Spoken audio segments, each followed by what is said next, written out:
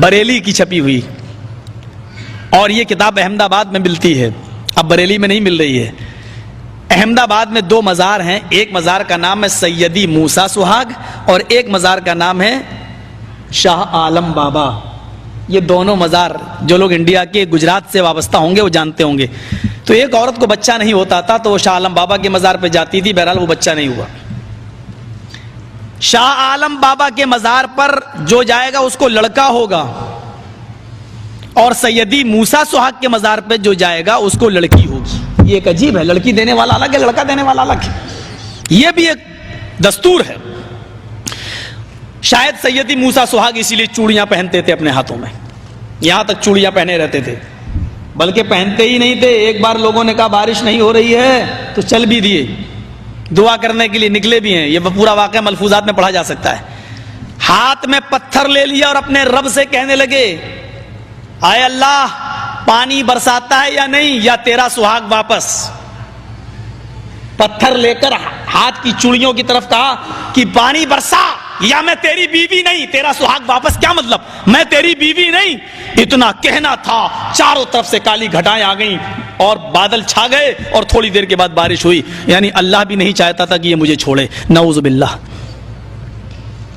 غور کرنا، یہ لوگ بیچارے توحید کی دعوت دیں گے جن کے عقیدے اس طرح ہوں۔ بہرحال اس عورت کو ایک بار لڑکا پیدا ہو گیا، مزار سے آواز آتی ہے آئے اللہ کی بندی، میں نے یہ بیٹا تجھے دیا ہے، جا سیدی موسیٰ سہاگ کے مزار پہ جا اور اس سے کہنا کہ تیرے پاس میں 4 سال سے آ رہی ہوں، مجھے کوئی بیٹی ایٹی نہیں ہوئی۔ دیکھو وہ بابا کتنے پہنچے ہوئے ہیں، انہوں نے بیٹا دلوا دیا۔ کہتی ٹھیک ہے میں جاتی ہوں، کہتی ہوں مجھے تو آپ نے دلوایا، آپ بہت اچھے آدمی ہیں۔ یہ جاتی ہے اور موسیٰ سہاگ کے مزار پہ جا کے کہتی ہے کہ مجھے یہ بیٹا شاہ عالم بابا نے دلوایا، آپ کے پاس اتنی طاقت نہیں، نہ اللہ سے آپ کے تعلقات میں۔ قبر سے آواز آتی ہے اے اللہ کی بندی ذرا اس کا کپڑا اتار کے دیکھ، وہ بیٹا یا بیٹی؟ وہ بیٹی ہے، وہ میں نے دلوائی ہے۔ اس نے اس کی چڈی اتاری، نیکر اتارا، کپڑا اتارا تو کیا دیکھتی ہے؟ وہ تو لڑکی ہے۔ اب قبر سے آواز آتی ہے شاہ عالم بابا کے مزار پہ جاؤ اور اس سے کہنا وہ تو انہوں نے دلوایا ہے۔ اب یہ ادھر آتی ہے تو آواز آتی ہے کہ کپڑا اتار کے دیکھ۔ جب وہ اس کا کپڑا اتارتی تو لڑکا، میں اس نتیجے پہ نہیں پہنچ پایا کہ آخر وہ لڑکا رہا یا لڑکی۔ بہرحال اس کتاب میں اتنا لکھا ہوا ہے ادھر جاتی تو لڑکا، ادھر جاتی تو لڑکی۔